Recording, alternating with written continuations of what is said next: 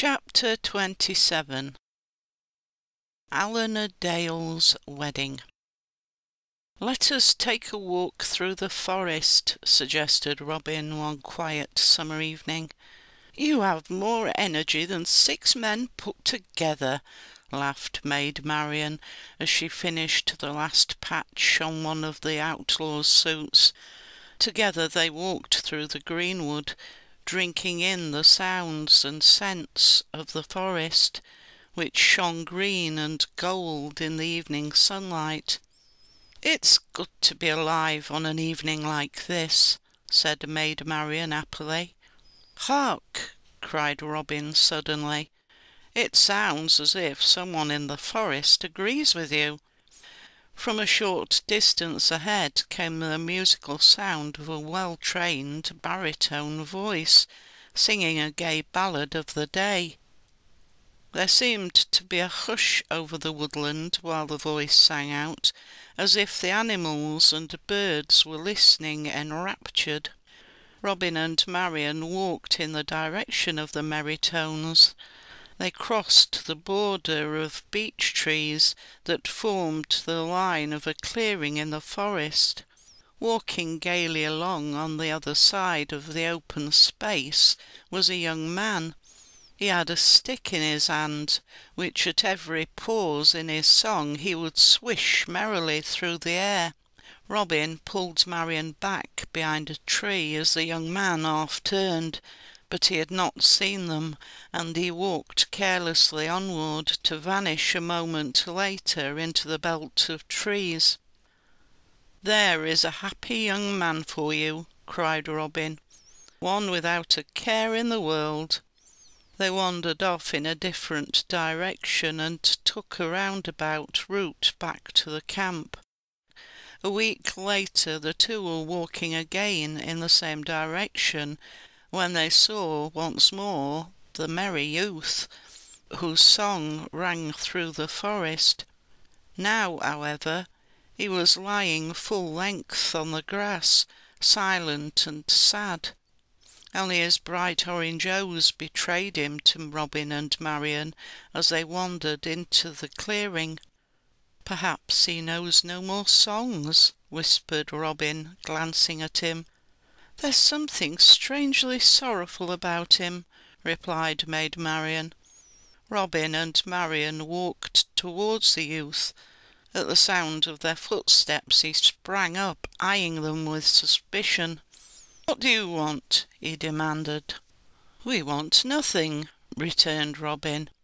"But you looked so dejected lying there, that we wished to know if aught ailed you. Only a week ago we saw you here singing heartily, as if you hadn't a care at all.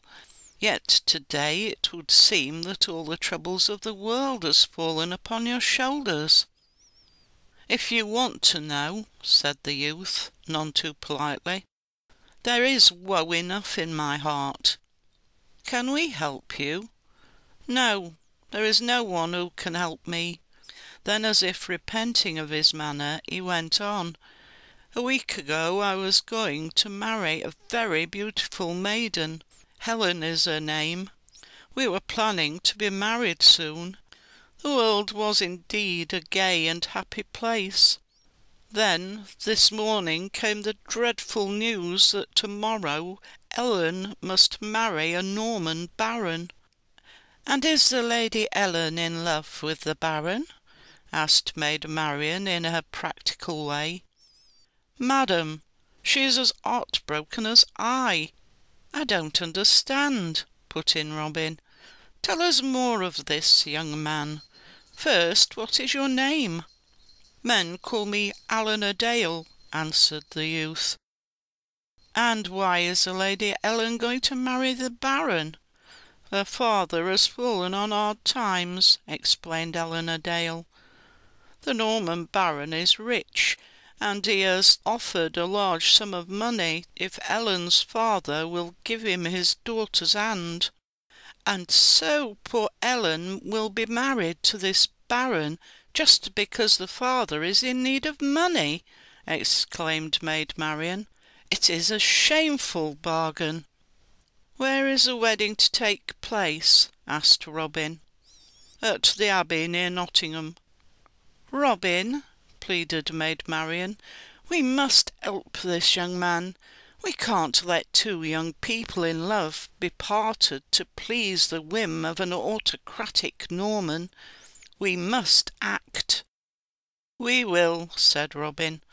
With a determined air he turned again to Eleanor Dale. "Have no fear," he said. "The wedding shall be stopped to-morrow, but there is a price. The price shall be that you join my band of outlaws, if Ellen is willing. She should be right good company for Marian." "I guessed you were Robin Hood," said the young man. "I give you my oath on your demand, for I would have joined you anyway if the marriage had taken place between Ellen and the Baron." "Then come back to my camp with me," Robin invited him. "I will introduce you to my good comrades." The three walked back to Robin's camp. Robin gathered his men around him, and when they were all seated, told them the story of Eleanor Dale and his lady love. The outlaws were keen to know how their leader planned to stop the wedding on the following day, but Robin had not then worked out a plan. Later he sat apart from his band and thought deeply. Early the next morning the Abbey bells pealed out loudly, announcing the wedding to all the townsfolk. Later, inside the Abbey, all the seats were full. Such a large congregation had never before been seen in the old building. Few guessed, however, that it wasn't so much the townspeople's desire to see the marriage as the fact that Robin Hood's men were there in force, disguised as ordinary folk, that swelled the congregation to such an extent. "Here she comes now," the whisper ran around the crowd. All eyes were turned on the doorway as Ellen, beautiful in her white wedding gown, entered. She was sad at heart and found it hard to smile. She knew her life was being sacrificed to the Norman baron's gold. A rough, dirty-looking individual thrust himself towards her and her father, who was accompanying her down the aisle. "I come to bring a maiden luck," laughed the rough-looking fellow. It was often considered lucky for a tramp or a chimney-sweep to be present at a wedding. The three walked up to the altar, where the Baron was waiting. His thin lips tightened as he saw the rough vagabond. Impertinent fellow! How dare he accost his future bride? The three figures reached his side. This was not the place to make a scene. The Baron remained silent and beamed at his bride-to-be. Suddenly he cried out, "Take your hand from me!" The beam had died on the Baron's face, and he shouted loudly as a tramp grabbed him by the scruff of his neck. "Stand aside," ordered the vagabond, roughly throwing off his clothes and revealing a suit of Lincoln green. It was Robin Hood. Robin faced his men in the congregation and beckoned them to him. They ran to him from all parts of the abbey. To the amazement of the bishop, who was standing ready to perform the ceremony, Robin raised his horn to his lips. Immediately 6 archers appeared at the doorway, each with his bow at the ready. They made way for the entrance of a lone figure. He marched lightly down the aisle. It was Eleanor Dale. As Eleanor recognised him, she gave a cry of delight. "My Lord Bishop," said Robin loudly, so that everyone in the abbey could hear, "you are about to marry together two people who would never have been happy. The bride shall marry the person she loves. Ask her who that is." "This is most irregular," began the outraged bishop. "Ask her," repeated Robin. "Well, who is it?" asked the bishop, nervously turning to Ellen. "Eleanor Dale is the man I love," replied Ellen without hesitation. "Then I cannot perform the ceremony," blustered the bishop. "I have never been so—" "That is all right," cut in Robin. "Forward, men!" Robin's men pushed the infuriated bishop aside. He struggled to free himself, and two of the outlaws sat on him to keep him quiet. "The good Friar Tuck shall perform the ceremony," said Robin. The fat friar ambled down the aisle with a benign smile on his face.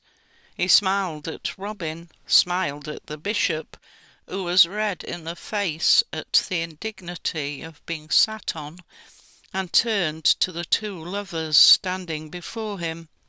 Eleanor Dale and Ellen were married at once.